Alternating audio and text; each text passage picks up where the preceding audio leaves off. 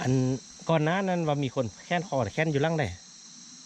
นี่ลังหนึ่งอยู่พุ่นลังหนึ่งโอ้มีคือว่ามีคนซ้อมาแค้นคอสองคนแล้วเนาะ3 คน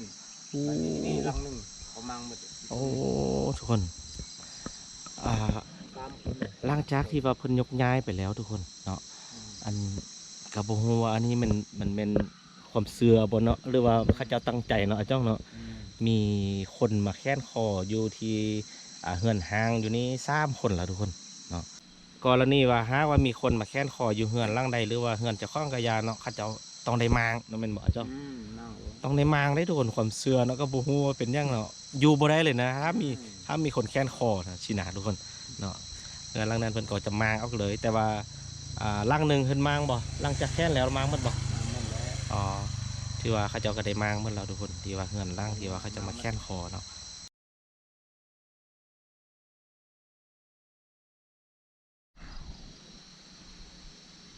มาเลี้ยงควายบ่อืมมาเลี้ยงควายทุกคนนะบริเวณนี้เป็นบริเวณบ้านเก่าเนาะทุกคนจ้องเพิ่นก็มาเลี้ยงควายอยู่นี่ผู้เดียวนะมาผู้เดียวอืมดูร้านบ่มามาพุ่นนึงเอ่มาไปออยู่อ๋อ น้องชายก่อนหน้านี้เป็นบ้านเก่าเนาะบริเวณนี้เนาะอืเจ้ามลักๆที่ว่าเพิ่นย้ายขึ้นไปก็ย้อนยานอืมความเสี่ยงอะไรเนาะเออยานภัยพิบัตินะทุกคนแบบยานว่ายัมันสิมีนเพื่อนดินเจือนดินสไลด์ห่มเนาะอืมอ๋อทุ่มออมหมดแต่เป็นประชาชนชนเผ่าไปนะทุกคนนะอยู่อืมอ่าแถวๆนี้เนาะก็คือจะเป็นบ้านปักล่องเก่าเนาะอาจ้องเนาะเออเป็นบ้านปักล่องเก่าตะกี้แต่ก่อนอยู่นี้ก็ไล่น้ำมวนบ่มันตะกี้มวนเนาะ มันมันมันมีห้วยคักแหละมีห้วยมีติดดินห้องอยู่แค่ๆนี้อืมทุกคนติดกับน้ำเลยเด่เนาะอยู่นี่เนาะนำมาสบายดีอืมน้ำสบายดีเนาะเพิ่นต้องลงอันนี้แหละไม่ลงห้อยล่องเป็นตัวนี้นี่อืมอ๋อยังจะลุยจะเป็นน้ำมาปงมาปองใส่กันอยู่นี่ทุกคนอืมปองใส่บ้านน้ำห้อยลุยเนาะอืมห้อยลุยนี่ความหมายก็คือห้อยปลาลุยปลาพันธุ์ท่านวะอืมโอ้นี่ทุกคนจะมีไล่ขวาเหือนไล่ล่างเนาะอืมลายรู้เห็นบางบางล่างก็ยังมีห้องห้อยอัน เป็นเศร้าเป็นอันเอ่ยอยู่ทุกคนมีต้นพร้าวต้นมีต้นม่วงหลายเนาะอันนี้อืมผลยายขึ้นไปผลผักลาดเฮากับย้อนวายานอันดินลมดินสไลด์นี่แหละทุกคนเนาะเพิ่นก็ได้ย้ายไปเนาะจ้องได้ย้ายไปโดนละนายบุญแล้วย้ายโดนละอ่าอันก่อนหน้านั้นว่ามีคนแค้นคอแค้นอยู่หลังใดนี่ลังหนึ่งอยู่พุ่นลังหนึ่งโอ้มีคือว่ามีคนซ้อมาแค้นคอสองคนแล้วสามเนาะคนโอ้บัดนี้ลังหนึ่งเขามังหมดอยู่ตโอ้รงนี้ทุกคนอ่า3 คนเลยหลังจากที่ว่าเพิ่นยกย้ายไปแล้วทุกคนเนาะ อืมอันกับบ่ฮู้ว่าอันนี้มันเป็นความเชื่อบ่เนาะหรือว่าเขาเจ้าตั้งใจเนาะอาจ้องเนาะอืมมีคนมาแค้นคออยู่ที่เฮือนห้างอยู่นี่3 คนแล้วทุกคนเนาะอ๋อเป็นตาย้านเนาะแล้วเมื่อผู้คืนที่ท่องมันบ่สนใจนะมัดคออยู่นี่เอาอยู่นี่นอนนี้โอ้อันเจ้าก็นอนอยู่นี่อืมอือันมอายมันนอนอยู่หันนี่ยังเศร้าอยู่หันเด็กอ๋อเราบอกกวางไปฮอดของน้องปลาพุ่นโอ้3 ลังไปเลยน่ะห้วโอ้ยเลยบ่โอ้ไอ้เลยเออโหเห็นเราแหละแต่นี่ฮอดพุ่นแล้วลูกไอ้เลยมาแค้นคอน่ะบ่ฮอดไอ้ลูกเขาอ๋อนี่เมียบักทูนะอยู่นี่น่ะอืมเมียบักทูในบ้านเก่าเด็กอืมเมียไอ้ทูอันเมียจ้องทูหันก็แค้นคอคือกัน เออโอ้ฉันคอยอยู่นี่แหละจังทูนเมียอันอดีตในบ้านเก่าทุกคนอืมคนก็มาแค้นอยู่นี้เราผู้ล่าสุดนี่มันเป็นทหารแม่นบ่อันสุดท้ายแล้วเป็นอาหารเนาะอืมอ๋อทุกคนอันนี้ก็บ่ฮู้ว่าเป็นความเชื่อบ่เป็นเหตุเป็นแนวบ่ทุกคนหรือว่าเป็นแรงจูงใจบ่เนาะหรือว่าเป็นอุบัติเหตุหรือว่าตั้งใจมาแค้นเนาะตั้งชื่อใจมาแค่นั้นแหละชื่อว่าอยู่บ้านห้างแห่งนี้นะบ้านห้างบ้านปักล่องนี่นะทุกคน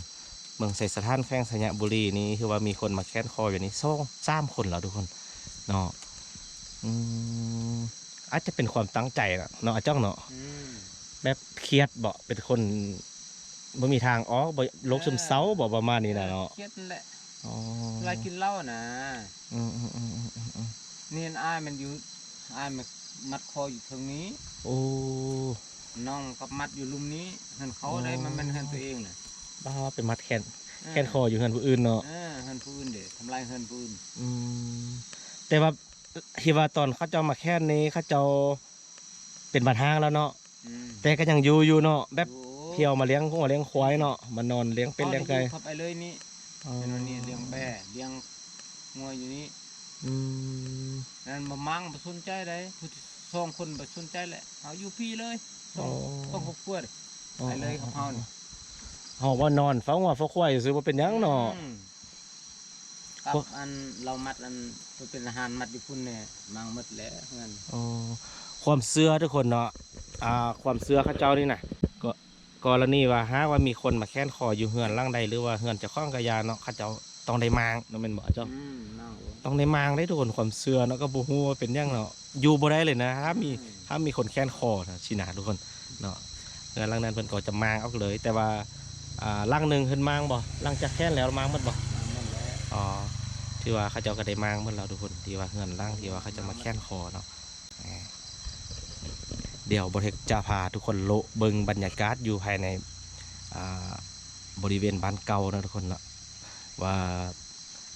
แต่ละหล่างมันยังเลือดซากเดือยังแดสินะเนาะเดี๋ยวเราสิพาทุกคนเลาะเบิงเนาะไปเลาะเบิงบนหนึ่งก็ได้จ้องเด้อ นี่ ไปฮอดพุ่น อ๋อนี่ ไปลงพุ่น จ้องเพิ่นก็มานอนเบิงควายทุกคนเนาะเพิ่นก็มาเฝ้าควายเฝ้างัวเพิ่นอยู่ที่บ้านเก่าแห่งนี้เนาะแต่ว่าโดยรวมบริเทคจะอยากให้ทุกคนมาเบิงบรรยากาศบ้านห้างนะทุกคนเนาะก็จะเป็นบ้านห้างที่ว่าเคยมีคนอยู่เนาะแล้วก็หลังจากห้างไปแล้วก็มีคนมาแค้นขอสินะทุกคนเนาะเป็นการแบบฆ่าตัวตายเนาะอ๋ออันนี้ก็อาจจะเป็นเหตุตั้งใจหรือว่าเป็นเหตุจังใดเนาะทุกคนนี่อันนี้ก็จะเป็นอีกหลังหนึ่งเนาะที่ว่าเป็นมางออกไปนะทุกคนก็จะเป็นเสาปูนแนวนี้เนาะมันเป็นบริเวณน้อยๆนึงนะทุกคนก็เลยว่าอยากให้เข้าเจ้าง่ายไปเนาะแบบว่าตั้งอยู่แคมป์ห้วยอีกเนาะก็จะเป็นห้วยน้ำที่ว่าไล่มาแต่ป่าจะเข้าคนแหละเนาะคันถ้าว่าบ่ยกย้ายออกไปสิเวลาเกิดน้ำหนองดินสไลด์มาก็สิยานท่วมห่อท่วมเฮือนแล้วก็ยานดินท่วมบานท่วมเฮือนสินะเนาะอันนี้ก็จะเป็นซากเฮือนเนาะที่ว่าคนยกย้ายออกไปแล้วก่อนหน้านี้อยู่บริเวณเทิงมันก็มีเนาะเฮือนนะทุกคนบ่เคยมาตอนตั้งแต่เข้าเจ้าบ่ทันได้ยกย้ายบ้านเนาะก็บริเวณนี้ก็จะเป็นบ้านเฮือนมาแต่เนาะและร่างที่ว่าพุทธแก้นข้อก็เป็นร่างนี้อีกตึมทุกคนเป็นร่างหนึ่งอีกนะก็คือร่างที่มีเศร้าอยู่นี้อันนี้เพิ่นก็แค้นคอเส้นเดียวกันเนาะแล้วเพิ่นก็ได้มาออกแล้วเนาะคันถ้าบ่มานี่บ่ฮู้นะทุกคนฮีทของเขาเจ้านี่ผู้ที่ว่าแค้นคออยู่เฮือนร่างใดแล้วก็ร่างนั้นต้องได้มาหิมนะทุกคนนี่เป็นบริเวณร่างนี้เนี่ยที่ว่าเขาแค้นคอผู้หนึ่งนะเนาะก็อาจจะเซี่ยวนะทุกคนเมื่อคืนที่ว่าบริเทคตอนกลางคืนเวลาบริเทคขี่รถกายเนี่ยบริเทคก็เซี่ยวๆหน่อยนึงเลยเนาะเฉพาะหมู่บ้านแห่งนี้ทุกคน ไม่เป็นบันห้างแดเนาะอีกอย่างหนึ่งก็มีคนมาแค้นคอแดใช่ไหมทุกคนบริเทคก็เซี่ยวๆหน่อยนึงแดเนาะ นี่โอ้คนมาจอดรถไว้ที่ไล่เขาคันเลยทุกคน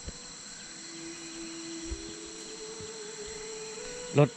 คนจอดไว้นี้ก็อาจจะเป็นรถที่ว่าประชาชนที่ว่ามาให้นะทุกคนเส้นทางมาฮอดนี้เพิ่นก็เอารถมาจอดไว้นี้แล้วคนก็จะย่างไปต่อเนาะโอ้แฮ่ๆนี่มีต้นมะพร้าวอีกเนาะ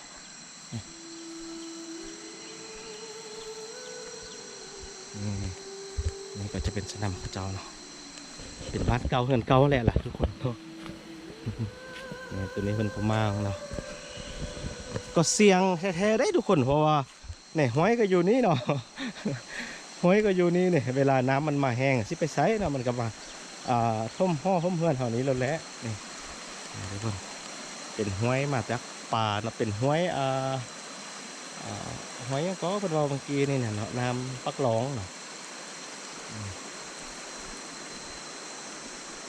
เฮิงไปก็จะเป็นผู้แล้วสินะเนาะบนกยานอุบัติเหตุที่เกิดขึ้นดินถล่มดินสไลด์สินะเนาะ เซียวๆนะครับถ้าว่าบ่มีคนแค้นคอบ่เฮ็ดก็อาจจะบ่ยานปานใดทุกคนสวะบานนี่เนาะแต่ว่าอันนี้เพิ่นมาแค้นคออยู่อ่าบ้านแนวนี้บ้านห้างแนวนี้แฮงเป็นตาญาติกันไปใหญ่ทุกคนเนาะคือผู้เฒ่าผู้แก่เพิ่นว่าหั่นแหละเนาะอยู่ภาษาอย่างบ่ยานเพราะอยู่บ้านห้างทุกคนเนาะเพราะว่าบ้านห้างนี่มันเป็นบ้านที่ว่าคนเคยอาศัยนะเนาะเคยอยู่แล้วก็หลังจากที่ว่าเป็นบ้านห้างไปแล้วก็อาจจะมีความห่วงยอกห่วงใยบ้านเฮือนซ่านพระเจ้าตั้งแต่กี้แต่ก่อนใช่ไหมทุกคนเนาะ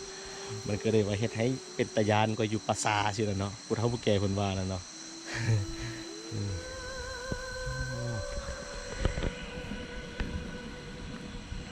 เซี่ยวๆเนาะเป็นตาญาณทุกคนบางเมื่อคืนนี่บ่เฮ็ดก็อัตญาณเลยเนี่ยแต่ตอนกลางเว้นอันนี้ก็พอได้อยู่ทุกคน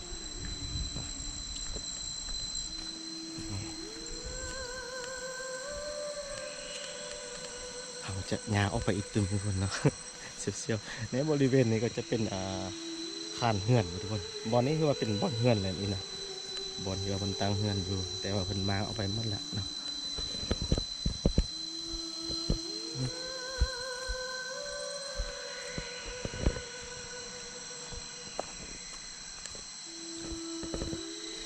เซียวๆสันล่างได้เนาะ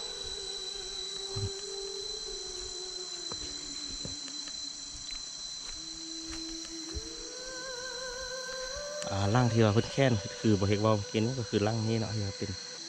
เพิ่นว่าออกแล้วนั่นเลยแต่เศร้าเนาะกับร่างนี้ทุกคนที่ว่าเพิ่นแค้นเนาะอันนี้เพิ่นก็มางแล้วยังเหลือแต่เศร้าเนาะเป็นผู้ที่ซ่องนะที่ว่าแค้นและผู้ที่ซ้ำก็คืออยู่แคมป์ห่างเพิ่นเนาะเดี๋ยวพาทุกคนไปเบิ่งเนาะ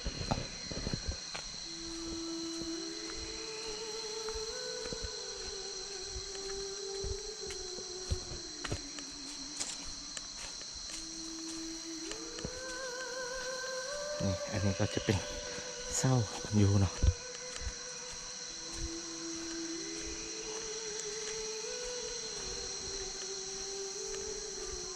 อันนี้จะเป็นเส้นทางอะไรทุกคนเส้นทางเที่ยวปกตินะเป็นเส้นทางไปทางเมืองเนาะ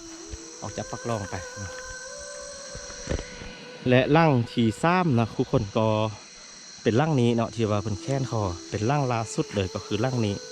ที่เดินมาแค้นท่านนั้นเนาะนี่เพิ่นกำลังทางปลาอยู่ทุกคน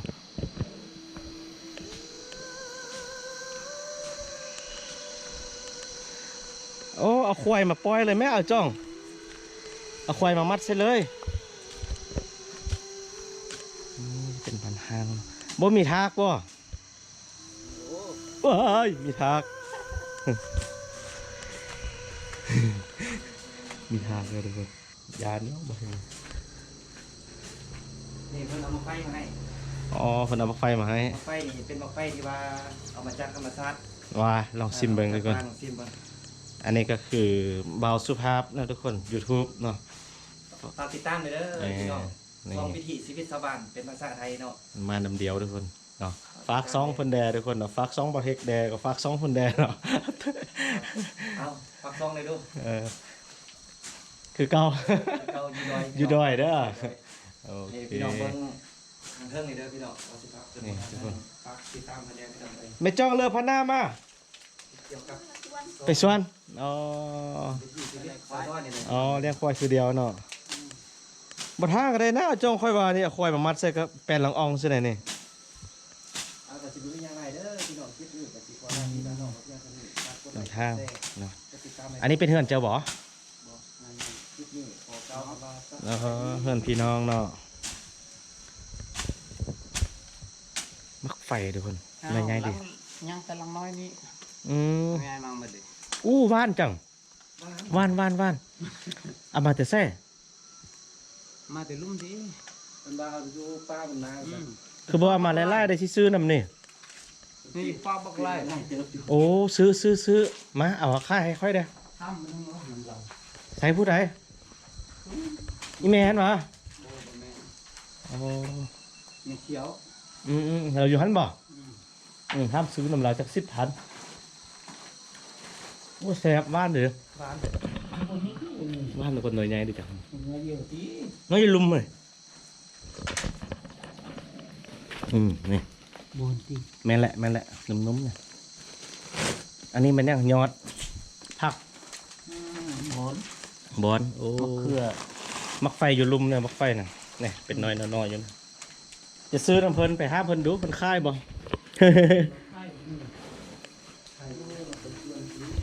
อ๋อซื้อมักไฟน่ะเพิ่นเดี๋ยวทุกคนเบิ่งบ่เฮ็ดจะพาขึ้นไปเบิ่งทางเพิ่นนะอึบอันนี้ก็จะเป็นบ้านเป็นเฮือนของเจ้าเนาะหลังจากที่ว่าเป็นบ้านห้างแล้วทุกคนเนาะนี่ก่อนหน้านั้นเพิ่นก็อาศัยอยู่ที่ไหนทุกคนเนาะแต่ว่าคือบ่เฮ็ดได้เว้าไปเท่าแหละเนาะเพิ่นยกย้ายไปเลยใช้เฮ็ดได้เนาะแต่ว่าอย่างเฮือนหลังนี้เพิ่นยังบ่มางใช่เนาะคือว่ายังสมบูรณ์อยู่ได้แต่ว่ามีแต่ปองเดียมกับพังลุมนี่เขาจะเอาหันออกน้อยเดียวเนาะเฮือนหลังที่ว่าเขาจะแค่นคอก็อยู่ข้างๆนี่ทุกคนเนาะ ก็เซี่ยวๆเนาะเป็นตายานไล่เมื่อคืนมานี่นะก็จะเป็นหลังนี้เนาะ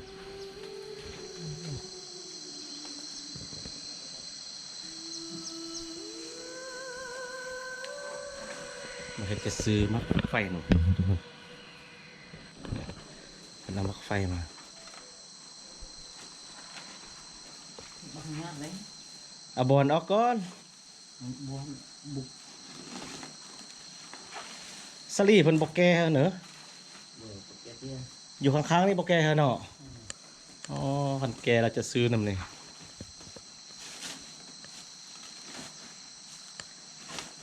มาเห็นจะซื้อมักไฟนำเพิ่นนะทุกคนก็ยังจะมีเป็นโซนนั้นอีกตืมทุกคนเนาะเฉพาะบ้านปักลองเก่าด้วยนั่นเนาะเดี๋ยวประเทศพาทุกคนไปเนาะเดี๋ยวประเทศซื้อบักไฟนั่นเพิ่นเบิ่งหนึ่งก่อนเด้อทุกคนเด้อนี่แล้วอันเบื้องนี้ก็จะเป็นอีกส่วนหนึ่งทุกคนเนาะที่ว่าเป็นบริเวณบ้านเก่าขนาดนะก็จะมีแต่ห้องหอยเนาะบริเวณนี้ก็จะบ่เห็นเป็นห้องหอยที่ว่าเป็นเศร้าเป็นเอยไล่ทุกคนก่อนหน้านั้นก็จะเป็นเงินตุ๊บเงินยาวไล่นะแห้วๆนี่แล้วคนย้ายออกไปละเนาะก็จะบบปรากฏเห็นโตที่ว่าเป็นซอกเป็นเศร้าพอปั่นได้เนาะก็จะยังเลือกเฮือนอยู่ในร่างหนึ่งทุกคนเนาะแต่เพิ่นก็เป็นเฮือนที่ว่าเพิ่นมานอนเลี้ยงวัวเลี้ยงควายแหละเนาะ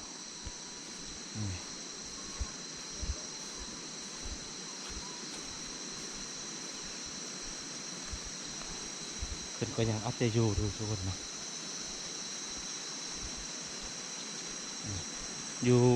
ทางเทิงไปทางนี้ก็จะเป็นห้วยเช่นเดียวกันนะทุกคนนี่แหละเหตุผลที่ว่าอยากให้ข้าเจ้าย้ายไปนะเนาะเบื้องนี้ก็จะเป็นห้วยคือกันเนาะนี่เวลาฝนตกไล่ๆก็ยานน้ำมายาน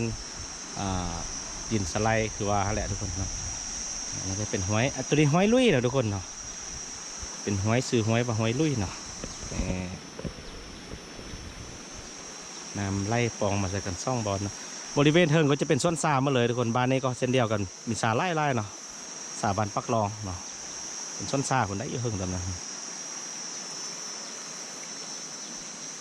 นี่ก็เห็นลองห้องห้อยเฮือนอยู่นะทุกคนเป็นคานเฮือนเก่า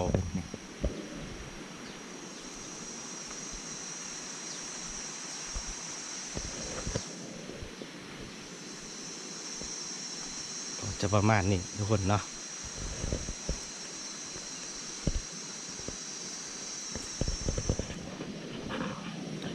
และนี่ก็เป็นวิดีโอที่ว่าบอเทคมาเก็บภาพบรรยากาศอยู่ที่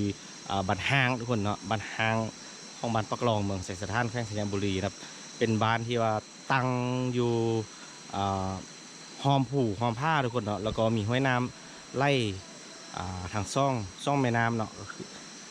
ที่ว่าไล่ผ่านบ้านนี้ก่อนหน้านั้นเนาะเหตุผลที่เพิ่นย้ายออกไปก็ย้อนว่ายานดินสไลด์ยานน้ำนองยานขี้ดินมาห่มเหือนนะเพิ่นก็เลยได้ย้ายขึ้นไปเฮิงหุ่นมดละนะทุกคนแต่ว่าประเทศมาเก็บภาพบรรยากาศอยู่บ้านนี้ให้เบิ่งก็ย้อนว่าให้เห็นว่าเหตุผลที่ว่าเขาจะมาหุกขอตายอยู่บ้านนี้ย้อนยังไปหาอาจ้องบนฟังเราให้ฟังเมื่อกี้นี่ว่าย้อนความตั้งใจนะทุกคนเนาะก็จะบ่มีแบบอาทอกอาหันยังสักอย่างเนาะเข้ามาแค้นคอตายก็ย้อนว่าย้อนความเครียดย้อนความกดดันแล้วก็ย้อนโรคซึมเศร้านะทุกคนเนาะโอเคทุกคนสั้นวิดีโอนี้ บอเทคก็เอาไว้นี่ก่อนเนาะเดี๋ยวเราไปเจอกันในวิดีโอต่อไปอยู่ที่บ้านปักล่องตัวใหม่เนาะเดี๋ยวบอเทคจะพาทุกคนขึ้นไปเบิ่งในตัวบ้านปักล่องตัวใหม่อยู่ที่เทิงบุญนะทุกคนสั้นวิดีโอนี้ไว้นี่พอนี้ก่อนนะทุกคนขอบใจทุกคนที่เขามาเบิ่งมาชมคลิปวิดีโอของบอเทคนะขอบใจแล้วเจอกันวิดีโอต่อไปทุกคน